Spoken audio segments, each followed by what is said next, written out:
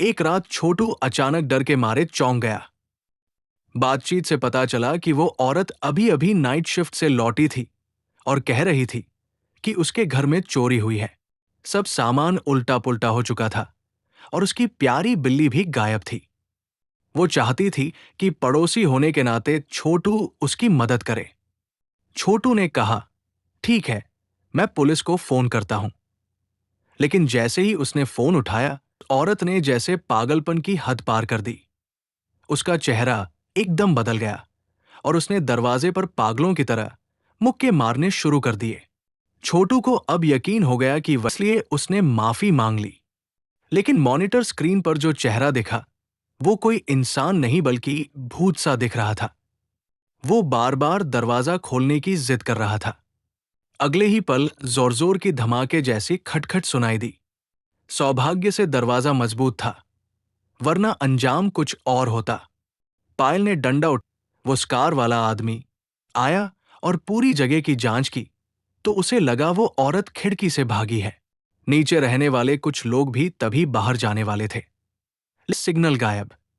फिर उन्होंने लैंडलाइन से पुलिस को कॉल करने की कोशिश की, लेकिन वहां से बस लाइन बिजी की आवाज आ रही थी। सबने मिलकर इमरजेंसी पावर से गेट खोलने, बगल वाले अंकल से गेट बंद करने को कहा और सबकी जान बचाई। लेकिन सबको बहुत जल्दी पता चल गया कि खतरा अभी टला नहीं है। इंसान सिर्फ उनके लिए खाना बन चुका था। अब तो असली कहानी की शुरुआत थी। छोटू ने जैसे ही दरवाजा खोला और नूडल्स खाने को झुका, तभी अचानक एक परछाई और अजीब सी चीख। अधूरा था, आंखों से ऊपर कुछ भी नहीं था। छोटू ने देखा कि एक झाड़ू पासे रखी थी। जैसे ही उसने उसे उठाया, हल्की सी आवाज से राक्षस उधर दौड़ पड़ा। लेकिन फिर उसने म्यूजिक सिस्टम को ही तोड़ दिया। छोटू की जान बच गई, लेकिन खतरा अभी भी टला नहीं था। राक्षस अब भी आसपास था। तभी बाहर से कोई आवाज आई और राक्षस उसी तरफ चला गया।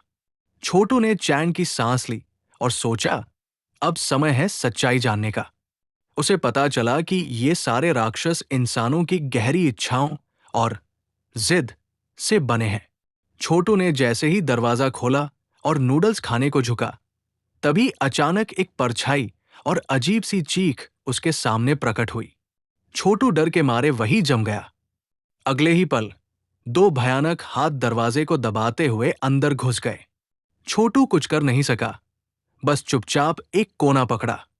उसे जल्दी ही समझ आ गया कि ये राक्षस सिर्फ आवाज पर रिएक्ट करता है, क्योंकि उसका सिर अधूरा था, आंखों से ऊपर कुछ भी नहीं था। छोटू ने देखा कि एक झाड़ू पासे रखी थी। जैसे ही उसने उसे उठाया, हल्की सी आवाज से राक्षस उधर दौड़ पड़ा। लेकिन फिर उसने म्यूजिक सिस्टम को ही तोड़ दिया। छोटू की जान बच गई, लेकिन खतरा अभी भी टला नहीं था। राक्षस अब भी आसपास था। तभी बाहर से कोई आवाज आई और राक्षस उसी तरफ चला गया। छोटू ने चैन की सांस ली और सोचा, अब समय है सच्चाई जानने का। उसे पता चला कि ये सारे राक्षस इंसानों की गहरी इच्छाओं और जिद से बने हैं।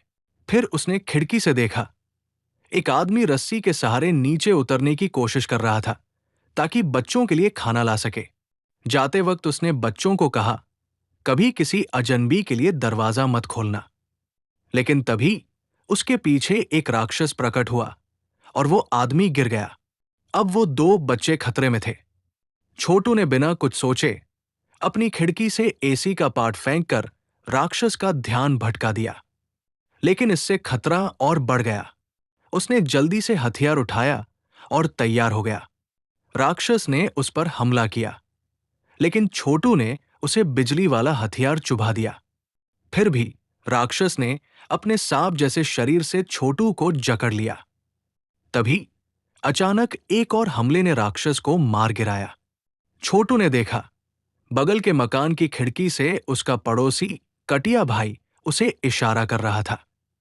कटिया भाई ने उसे एक बोर्ड दिखाकर कहा, नीचे जाकर बच्चों को बचाओ। छोटू डर गया, लेकिन आखिरकार तैयार हो गया।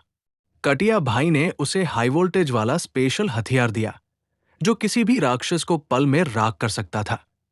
छोटू फिर नीचे गया और जैसे ही मुड़ा, सामने वही बिना सिर वाला राक्षस फिर आ गया। वो जल्दी से लिफ्ट में छुपा, बट राक्षस वही लौट आया। तभी छोटू ने उस पर हमला कर दिया। राक्षस तड़प उठा। छोटू दौड़कर बच्चों के कमरे में पहुंचा और उन्हें समझाया कि अब सब मिलकर बाहर निकलना होगा। जैसे ही वे पहले स्टील गेट तक पहुंचे, पीछे से एक भयानक, विशाल राक्षस फिर आ गया।